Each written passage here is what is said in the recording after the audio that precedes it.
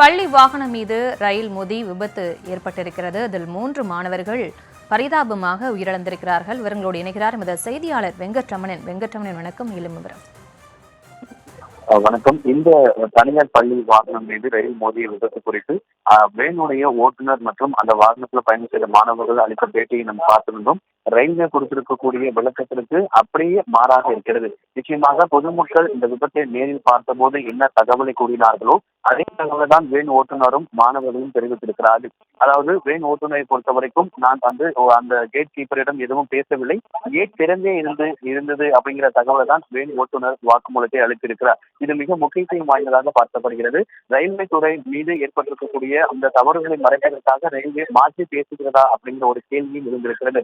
பொதுவாக gate keeper அந்த இடத்துல ஆட்டோமேட்டிக்கா இன்டர்லாக்கிங் சிஸ்டம் ஆட்டோமேட்டிக் இல்லைங்கிறதுனால மேனுவலா அந்த கேட்டை மூடணும் அப்படிங்கிறதுக்காக கேட்டை மூடிய பிறகுதான் சிக்னல் கொடுக்க வேண்டும். அவரு முதலாகவே சிக்னல் கொடுத்தது பிறகு கேட்டை மூட முயன்றாரா அல்லது உண்மையாகவே உறங்கி விட்டாரா அல்லது தொழில்நுட்ப கோளாறு ஏற்பட்டிருக்கிறதா, இப்படி பல கேள்விகள் நமக்கு எழுந்திருக்கிறது. தொடர்ச்சியாகவே இந்த விபத்து நடைபெற்றதுக்கு பிறகு ரயில்வே கொடுக்கக்கூடிய விளக்கமுடன் வேன் ஓட்டுநர் பள்ளிக்கு நேரமாகிவிட்டது, கேட்டை திறக்குமாறு கேட் கீப்பரிடம் கூறியதன் காரணமாகத்தான் இந்த கேட் திறக்கப்பட்டதாக ரயில்வே தரப்புல தெரிவிக்கப்பட்டது.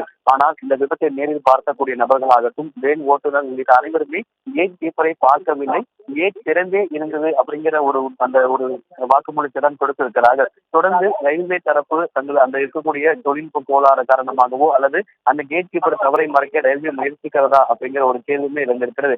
ஆட்டோமேட்டிக் அப்படின்னா ஆட்டோமேட்டிக்காகவே சிவப்பு சைரன் ஒழிக்கப்பட்டு அந்த கேட் என்பது மூடப்படும். ஆனா அந்த இடத்துல இன்டர்லாக்கிங் மேனுவல் முறையில இருக்கிறதன் காரணமாக பொதுவா கேட்டை மூடிய பிறகுதான் அந்த சிக்னல் என்பது கொடுக்கப்படும்.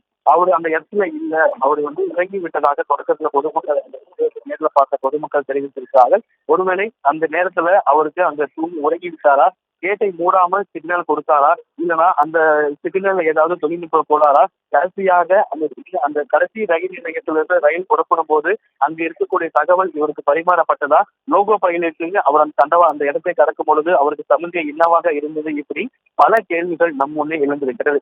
இந்த விபத்து குறித்தான முழுமையான விசாரணை மேற்கொள்ள வேண்டும். தொடக்கத்திலிருந்து பொதுமக்கள் கூறிய கருத்துக்கும் ரயில்வே துறை கூறக்கூடிய கருத்துக்கும் முரணாக இருக்கக்கூடிய நிலையில ரயில்வே அதிகாரிகள் இதை முறையாக விசாரணை மேற்கொண்டால் உண்மையான தகவல்கள் வெளியே வருமா அப்படிங்கிற ஒரு கேள்வியும் எழுந்திருக்கிறது. அதாவது இந்த தவறை எங்கே தவறு நடந்திருக்கு, ஒருவேளை ரயில்வே தரப்புல தப்பு நடந்திருக்கக்கூடிய நிலையில அடுத்த முறை அந்த தவறை சரி செய்து மீண்டும் இது போன்ற ஒரு விபத்து நடைபெறக்கூடாது என்பதுதான் அனைவருடைய கோரிக்கையாக இருக்கிறது.